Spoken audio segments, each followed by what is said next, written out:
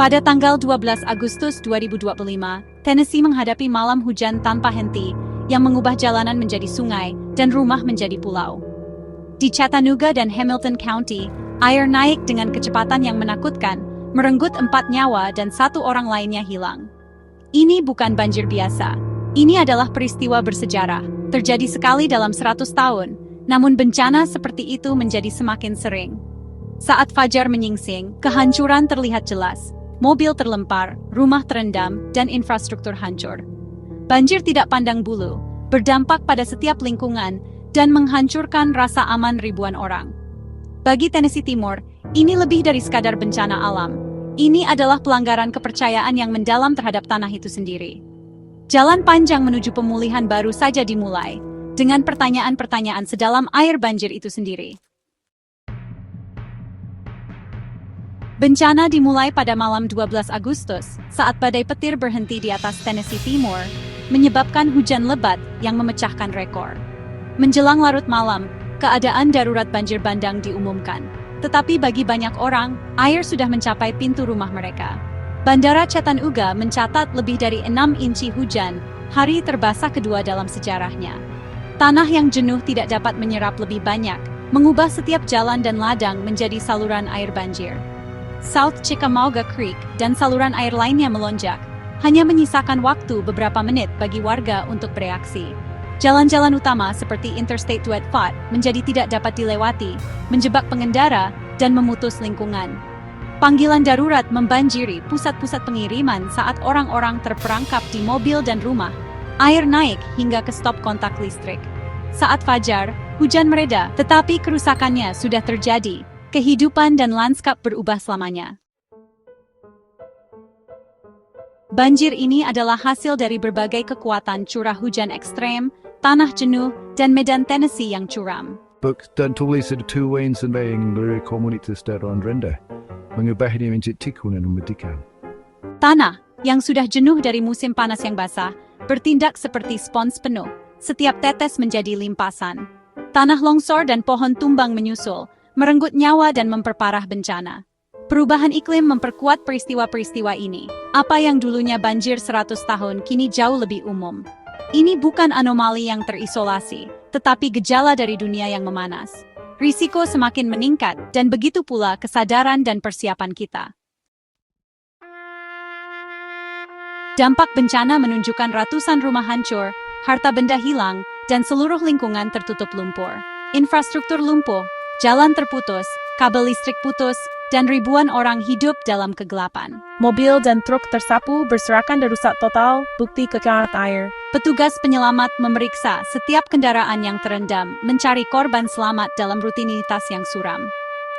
Air banjir meninggalkan campuran beracun dari limbah, bahan kimia, dan puing-puing, menimbulkan risiko kesehatan yang berkelanjutan. Pemulihan tidak hanya membutuhkan pembangunan kembali, tetapi juga pembersihan lingkungan besar-besaran.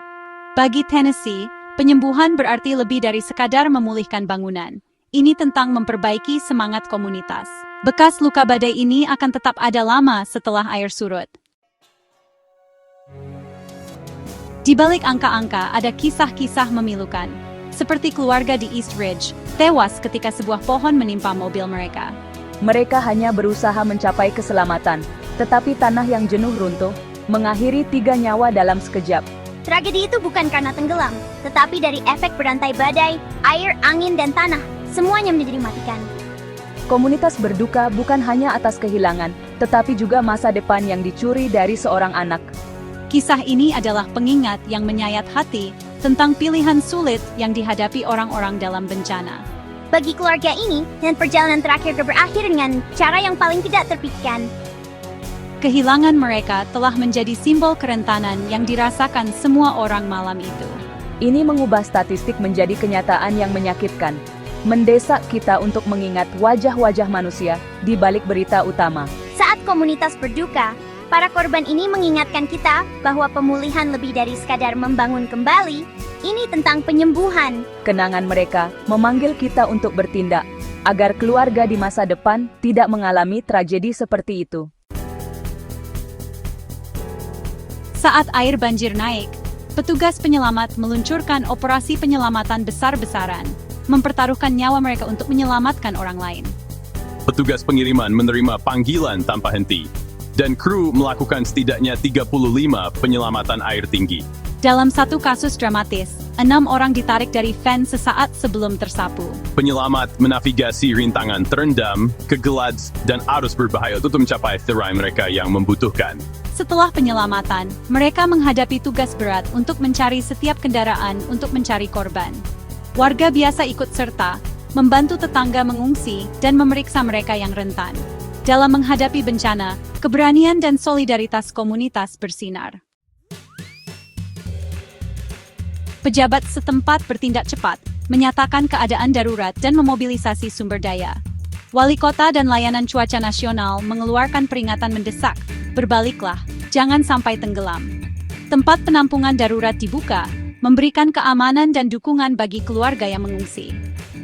Fokus pemerintah bergeser dari penyelamatan segera ke pemulihan jangka panjang, bekerja dengan lembaga negara dan federal. Penilaian kerusakan dimulai, dan upaya untuk mendapatkan bantuan bencana sedang berlangsung. Kepemimpinan di jam-jam kritis ini meletakkan dasar untuk pembangunan kembali. Jalan menuju pemulihan akan panjang, tetapi tanggapannya telah meletakkan dasar yang kuat. Bahkan setelah hujan berhenti, bahaya tetap ada. Tanah yang jenuh berarti hujan baru apapun dapat memicu lebih banyak banjir. Peringatan banjir tetap berlaku untuk jutaan orang di Tennessee dan negara bagian tetangga. Kota-kota besar tetap dalam siaga, takut akan nasib yang sama dengan Chattanooga. Risiko pohon tumbang dan tanah longsor tetap ada, dengan pihak berwenang mendesak kewaspadaan. Cedera akibat pohon tumbang mengingatkan semua orang bahwa dampak badai masih berbahaya. Bencana seperti ini bukanlah peristiwa tunggal, tetapi krisis bergulir dengan ancaman yang berkelanjutan.